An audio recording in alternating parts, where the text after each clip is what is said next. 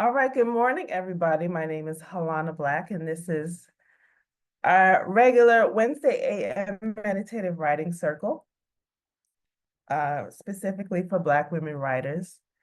And today, our topic, we're talking about learning how to bet on ourselves and what that looks like for us. But it is always, let's see, Miss Monica is coming in. But as always, we always like to start off with just a short meditation just to be able to set the space up for peace and calm and creativity. So if you'd like, you can just sort of sit where you are. I like to be able to sit up straight. Put your feet flat on the floor, or if wherever you are, if it's more comfortable for you to be to have your legs folded, that's fine too. You can just put your hands comfortably in your lap, wherever it makes the most sense for you to place them. And just start with taking a deep breath.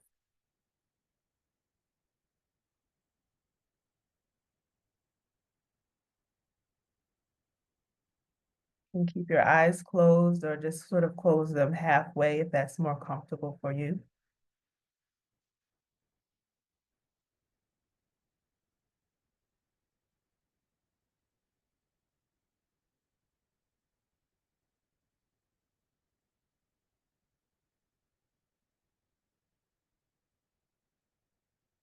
And just take several deep breaths on your own.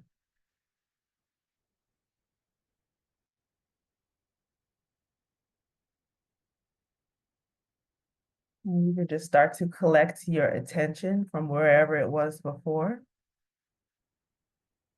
into the space that you are now.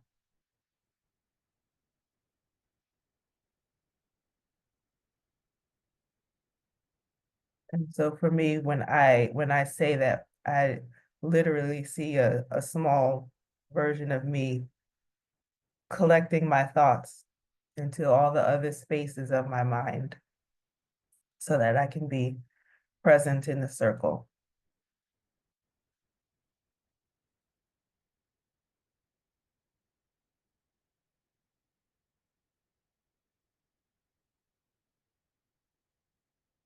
I can see energy that sort of starts from the top of my head and it comes all the way down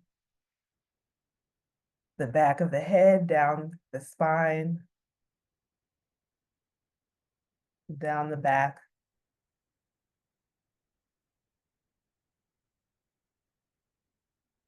down the back of the leg, towards your ankles and your feet.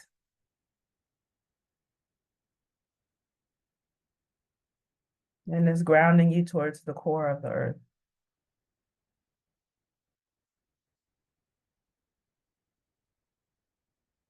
It's from this space that you become untouchable.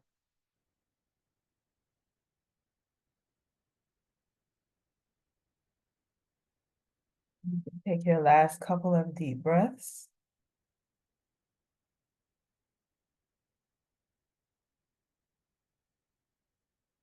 When you're ready, you can open your eyes.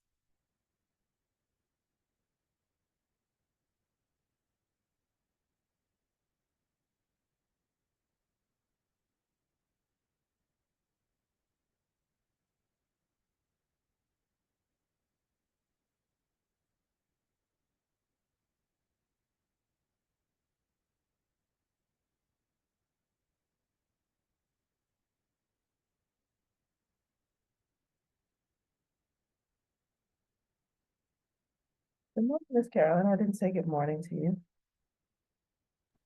Good morning. How are you? I'm well, thank you. Glad Mm. to have you here with us today. So Wouldn't we miss. are talking. Mhm. Oh, there you are. Were you saying something? No, I was saying wouldn't miss it for the world. Thank you so much. So we're talking about what it looks like to bet on ourselves. Um, and at least for me, this was a big step in my own development because I learned how to bet on everything else outside of myself, circumstances outside of myself. I can bet on a job. I can, bet on, other people to show up for me and then be disappointed when they didn't. But learning how to bet on myself has really been, I guess, a game changer in how it is that I view my life and how I participate in my own life, how I take leadership in my own life. And then what I have found in betting on myself is that, when I bet on myself, I can never be wrong. There might be positive or negative consequences of my actions, but I will never be wrong in what it is that I learn in the process of betting on myself. Um, so as we always do, I always have three journaling questions. And in the three journaling questions, I'll give you, 5 to 6 minutes to be able to answer the question, and you can write it in your journal. And then after each question, I will ask if anyone is interested in sharing, and you can read what you have, or, you can just sort of offer your thoughts if you care to share. No one is ever forced to share, but we do enjoy hearing what you have to say. So question number one, what is your typical response when faced with risk or uncertainty? What is your typical response when faced with risk or uncertainty? And I'll put the question in the chat.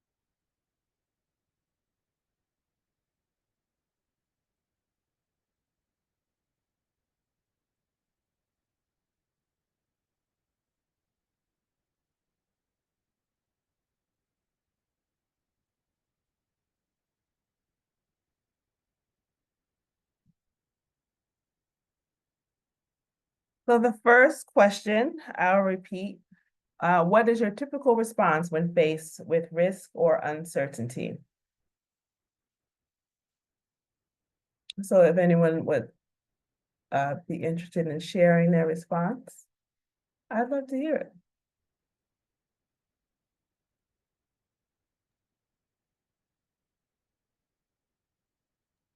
I will share. Yeah. I'm Okay. actually right now in a place of uncertainty, Mhm. and I'm learning a lot about myself, my mind state, much more so than when I was in a place of perceived certainty. What I'm finding is that I'll tend to cycle like through this loop of avoidance. Um, From avoidance, I will move to, say, some optimism, but that optimism is not like moving me. It's optimism all in my head. So it's like a frozen sense of optimism. And then I'll take a tiny step forward, some action. And then it seems like that action will drive me back to that state of avoidance.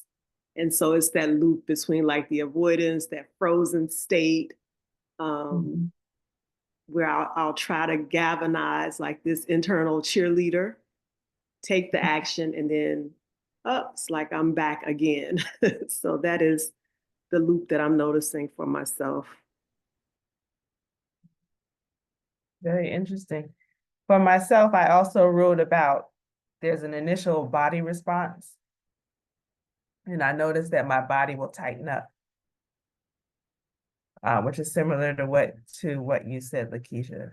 I'm learning how to be able to pay attention to what my body does when certain things pop up. How do I feel in my body first? Because I used to tend to just sort of ignore what my body was feeling, but now I go there first as opposed to what I'm thinking in my head. Um, because I think that we can sort of retrain ourselves in our responses when we pay attention to our body first. So, yeah, for me, I'm quite similar.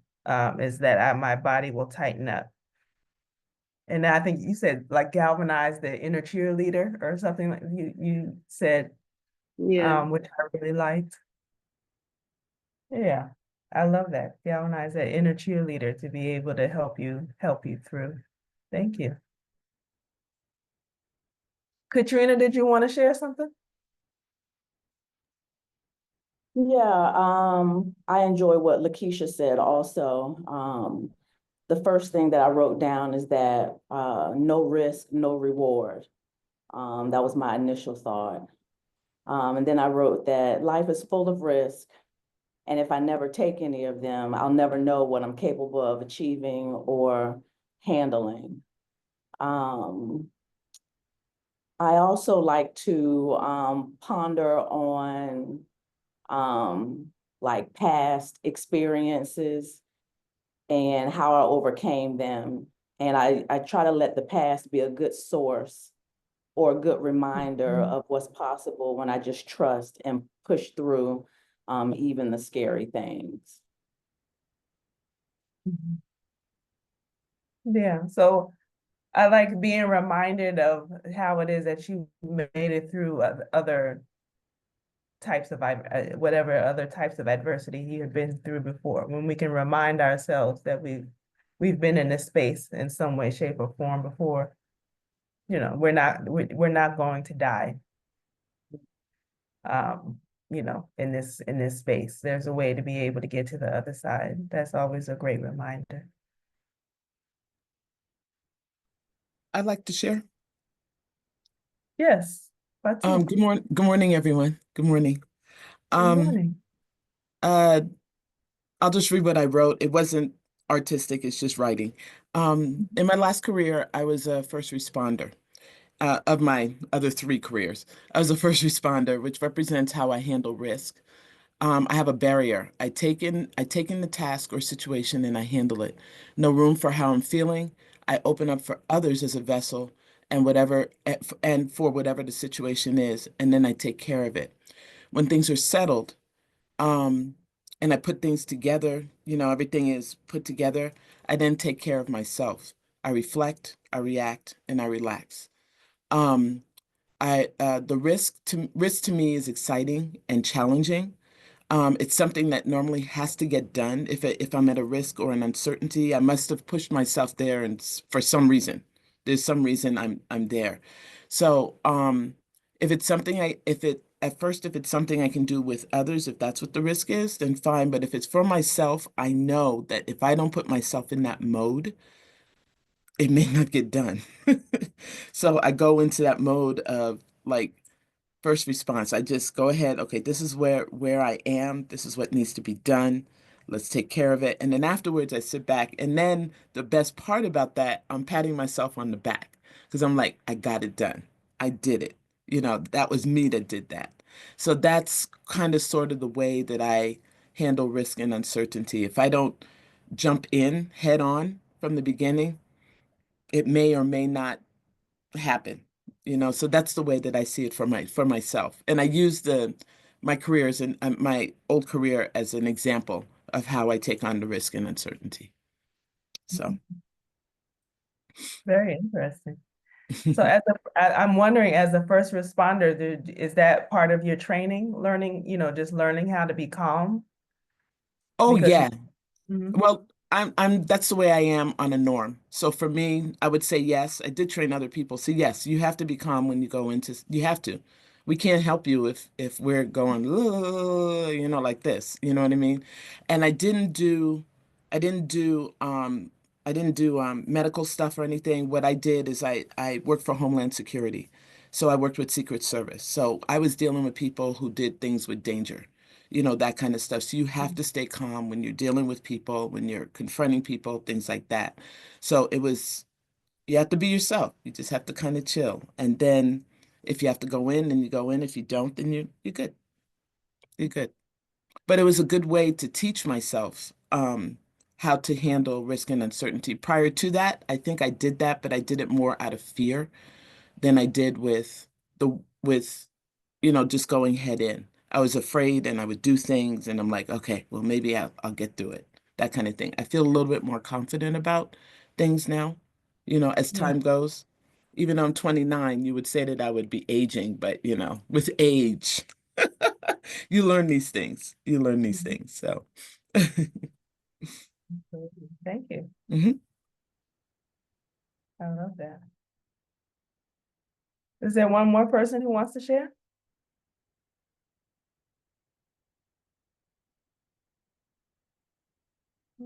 We'll move on to the second question.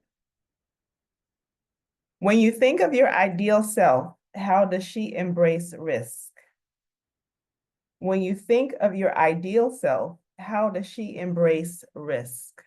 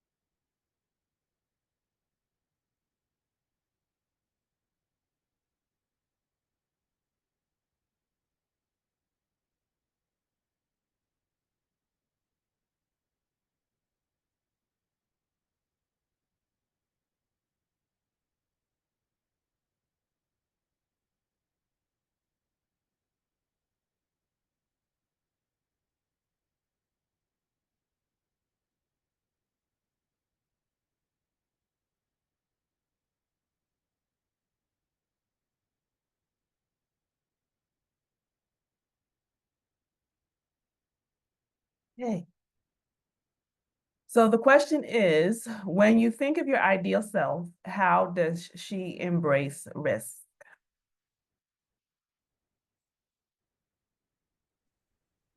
Hey, everybody. Thanks, Good Halona. morning. Good morning, everybody. Good to see you guys. Um, this was really interesting question. When I think about my ideal self, that was the key. That was the key word in this particular question, my ideal self. How do I embrace risk? And I noticed that that ideal self shows up more and more the older and the more grounded I get. So I do get to meet her from time to time, and I realized that for me, risk is usually self-imposed. And so I thought about the words a calculated risk. And so um, I'm not a willy-nilly person. I'm pretty methodical, pretty logical, pretty analytical. So I kind of right-size the risk. I want to see things for what it is and calculate the impact that it would have, not just on me, but on others that it might impact as well. And move forward, which is very different than how I would be risky as a much younger person. I was fearless and just, like, I think I can fly. Well, I know I cannot fly, right? So it's really different how I look at risk. And so I see risk now because it's self imposed, it's an opportunity, um, it's an adventure. It's all about how I pivot my mindset to look at what it is I want to achieve. So I don't put myself in risky situations usually, but I do impose risk internally, and so that way I can control how I see it because it's really important to me to see things as they are, and then I can adjust my behavior and my attitude accordingly. So yeah, just very thoughtfully, and I kind of right size it, make sure that I understand what the impact will be. And so that way I can enjoy it. So I enjoy taking risks now. Yeah. You can take the risk without feeling like it's gonna ruin your whole life if something were to go to the side. At least that's how I felt when I was Yeah, younger. I I'll love share. that. Yes.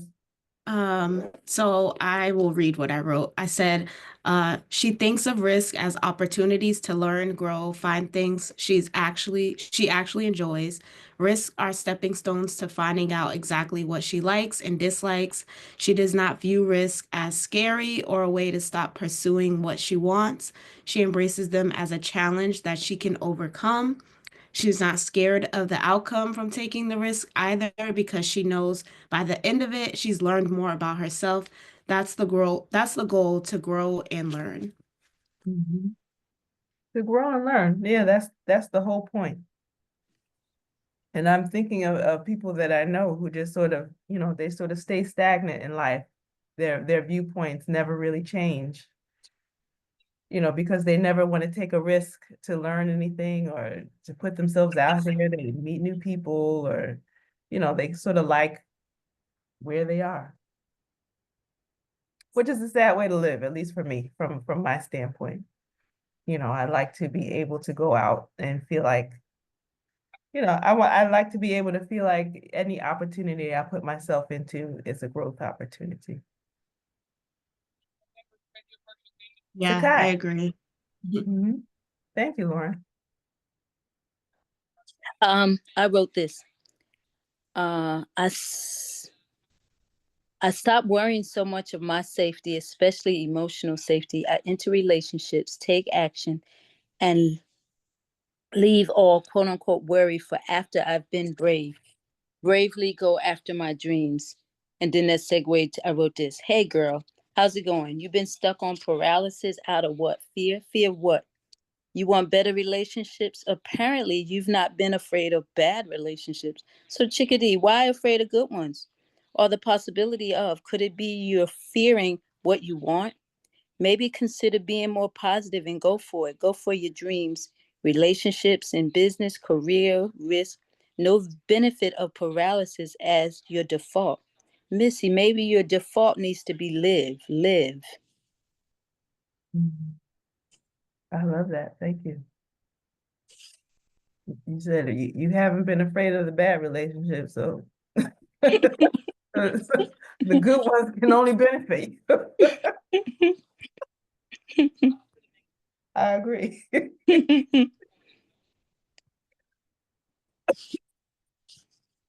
Laura says you called yourself out. I love it. Better.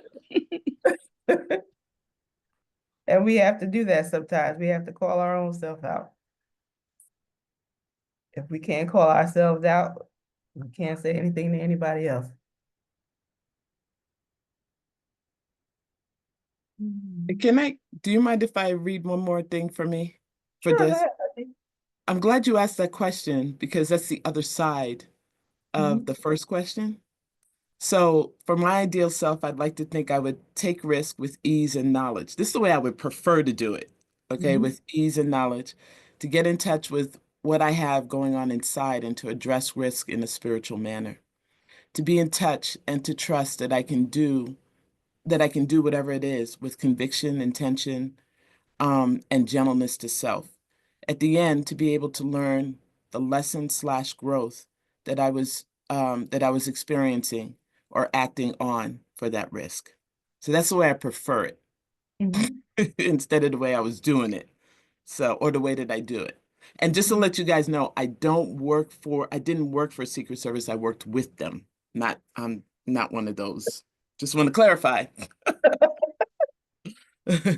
But that's the way I'd like to address risk. That would be my ideal self, just to kind of be chilled, be at Mhm. attention, but just kind of chilled to kind of zen the moment out so I can really kind of deal with it. That's my preference.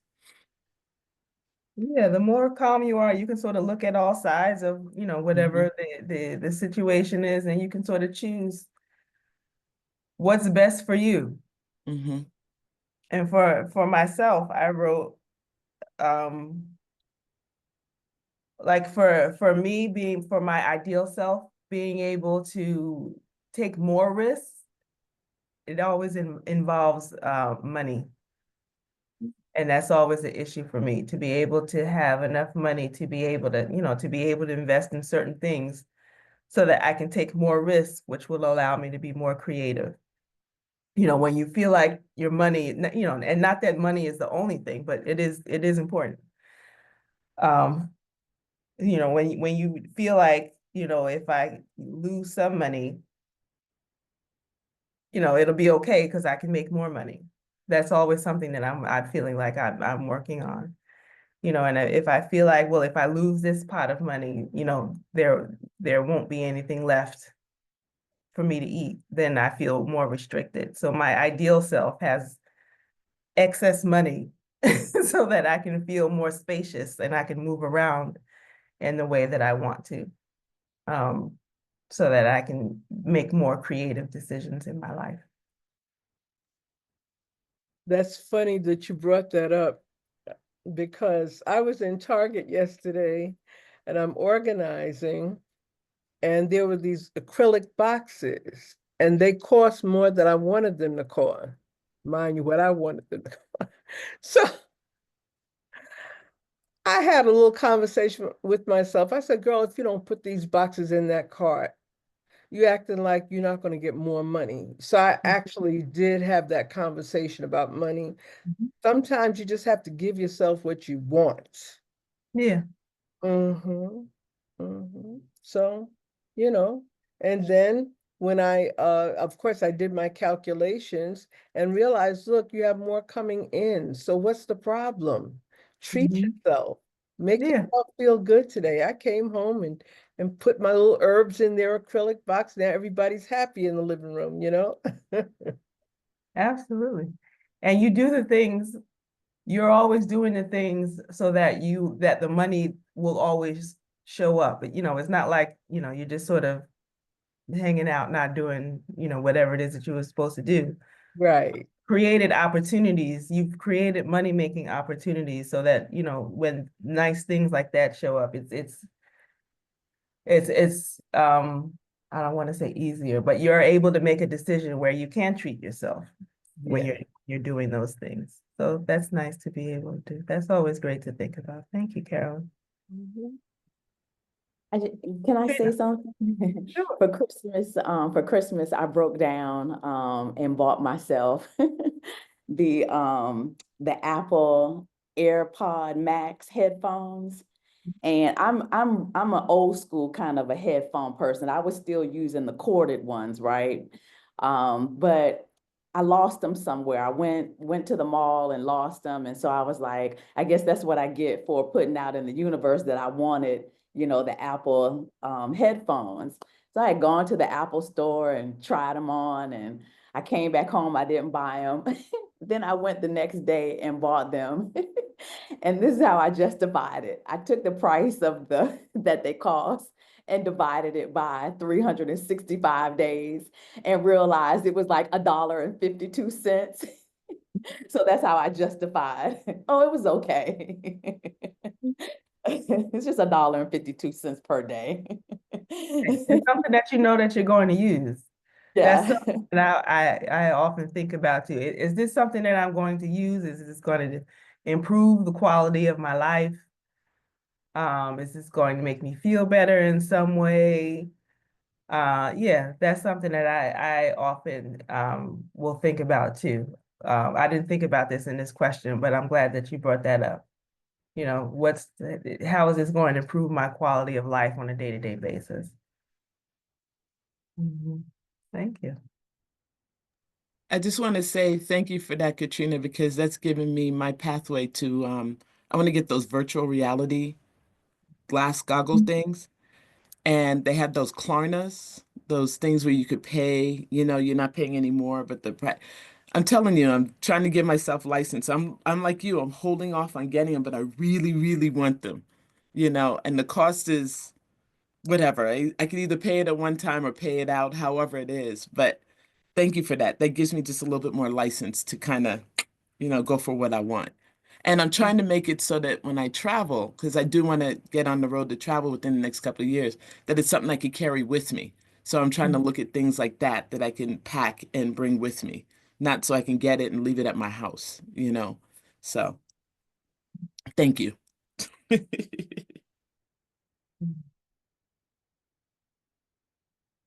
Anyone else? Okay, we'll move on to our final question. Number 3 is, what future possibilities can you see for yourself if you took more risks today? What future possibilities can you see for yourself if you took more risks today?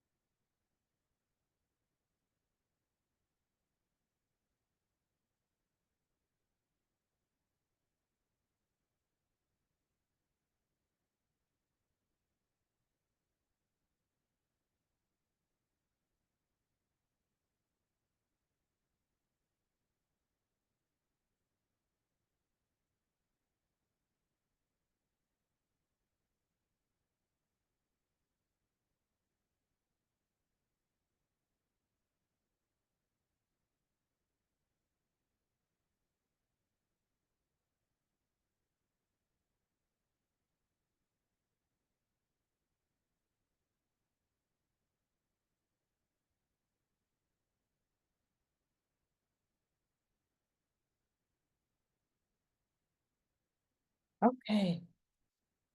So the question is, what future possibilities can you see for yourself if you took more risks today? Would anyone like to start?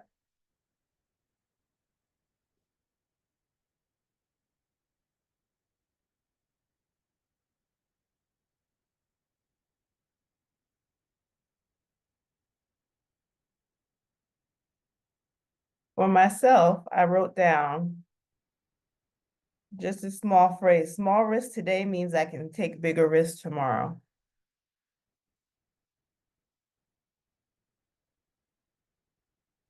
So the bigger risks always start with making a small decision for you to do something today.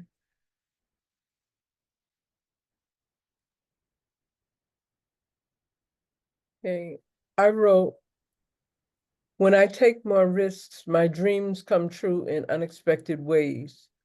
I've learned that plotting my course can be boring, especially when I can simply allow my benevolent birthright to show up and show out on my behalf. I've done the preparation, so why not trust the same faith muscle to continue to propel me forward into my personal abyss of bliss?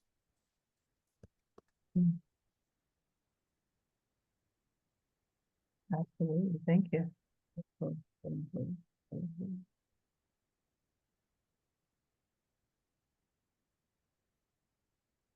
Anyone else? Yeah, I'll share real quickly, quick story. Several years ago, I have several friends, but a really, really good friend that left the US and has lived now in Mexico for like the past 6, 7 years. And I had never been to Mexico. And she was having a birthday, and her mom, she's like a surrogate niece, a adopted niece, daughter, and so forth. So why don't you come down here? And I'm like, girl, I'm not coming to Mexico. And I said, because I didn't know anything about Mexico. So my default was cartels, dirt roads, all kind of crazy foolishness. I didn't know. And that daughter again of mine was like, "Mom, you can't go to Mexico. They'll kidnap you and blah blah blah, and the cartels and so forth." And so my friend who's from Chicago said, "Are you serious? You know you're from Chicago, right?" So I made the I made the I said, "No, I'm not going." So I thought about it, was gnawing at my spirit, and I called her back. I said, "Girl, I'm coming." It changed my life. That trip to Mexico was everything. And it's actually how I ended up in this circle. So you guys are right. I met so many women. I didn't know there were women living a different type of life. And she introduced it to me. And they all looked at me and said, "So now once we open this door, there is no turning back. Once you come through this door, you can't put that toothpaste back in the tube, right?" So it really has changed my life. Different way of living. I've traveled all over the South and Central America, and I'm on my way down. So I have a small spot in Mexico now, and it's just really opened up different doors. So I'm looking at retirement differently. I'm looking at a different way to live. I'm looking at like setting boundaries. It's so healthy for me and them kids and everybody else. Um, and again, I got met Halona, got into this circle through that same friend um, years and years and years ago. And so that circle has led me to different things. So it's just like you just said, you make one small decision, take one small risk, and my goodness, it's like it'll take you down a really good rabbit hole sometime. And so I'm really grateful for that. So one thing does lead to another, and most of the time it's really, really beautiful, really beautiful. It is. Mhm. And I'm so glad you're here, Kim. Me too. Thank you.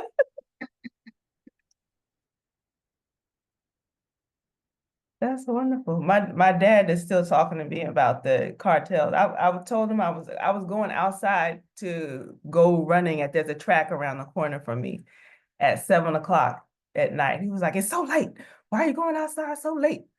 They kidnap people." I'm like, "Child, there's children at the track at 7 o'clock because they have, like a little kids league, and they're out there on the track, doing their little running games. It's cute. And they have dancing classes, and it's well lit up, and there's restaurants, and there's so much going on, but everybody's like the cartels and the cartels and the cartels."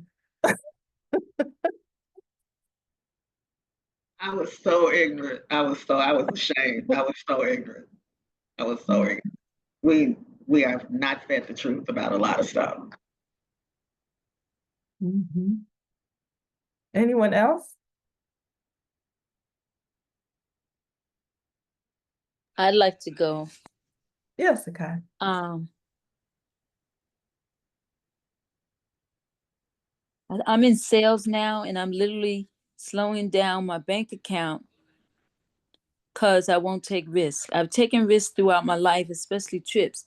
And this is what I found out from the prompt. I can do quote unquote big risks easier than I do small risks. For example, I, on my job, I got to make these calls and sales, and I'll sit there paralyzed and do all kind of things to keep from doing it and make all kind of excuses. But I'll buy a trip across the world, go up in the mountains with the shamans and all that. I'll do that. Week-long retreats to God knows where with who knows where. But I won't do the small everyday things. I'm just like, what is going on?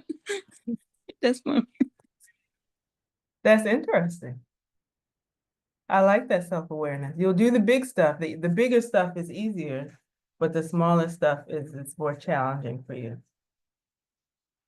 I like that. Very interesting. Anyone else?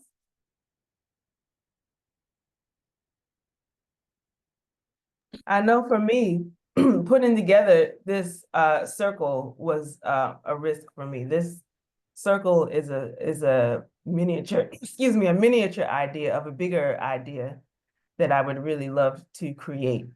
So I can use Zoom to be able to gather Black women writers to be able to talk about, self-development and all sorts of other things. But really, what the big idea is to be able to create, I've always wanted a space like a ranch or a space in my home, or maybe rent out other homes where people can come and stay and work on their writing projects together.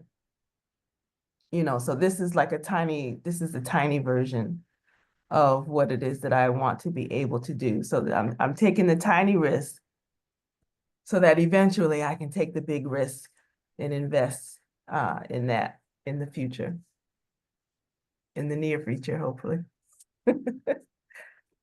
That is what I want to create. Brianna says, I love that when you speak it, you'll conjure it and manifest. Thank you so much.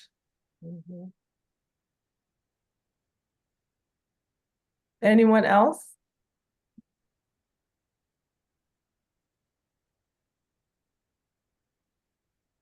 I'll share today. Thank you so much. Yes, Monica. It's great to be with you all. I, like others, like I'll say, second,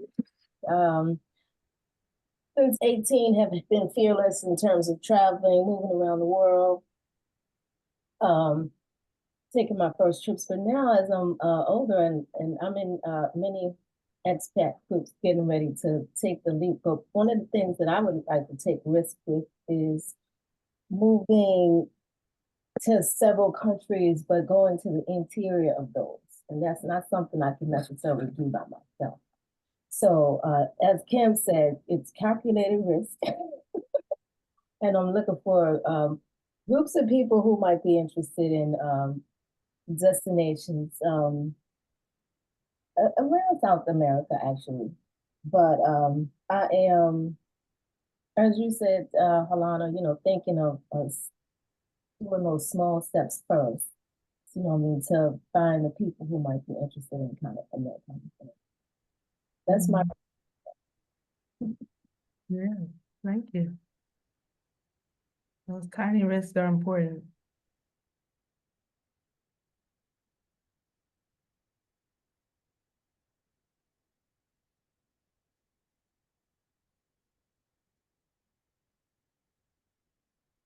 I'm reading what you wrote, Sakai wrote. Since this is a risk for you, this is so inspiring because you're taking the risk.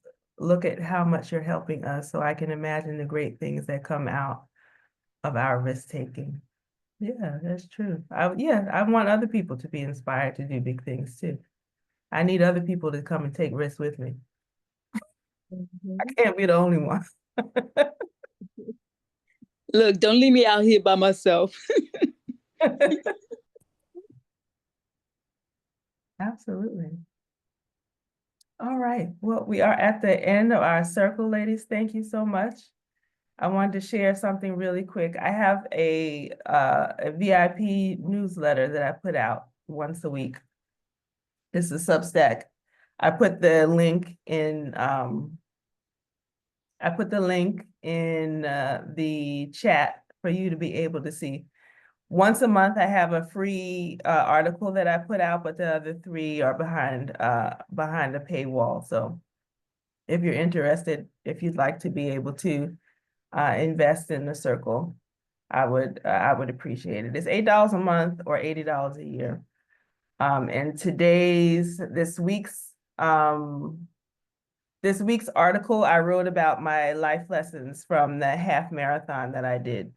And I sort of compared it to lessons to creating a writing life. And so it's called something about what happens when you learn how to be able to commit to yourself. What happens when you learn how to be able to commit to yourself. So I would love for you all to be able to just take a read and leave a comment. That would be useful for me right now, to be able to have comments on the article when you have your time. So I left the link in the chat for you. But outside of that, thank you so much. I will see you all next week. Thank you. Thank you, everybody. Have a great week. You Have a too. great week. Love you. Love you Love too. you, Carolyn.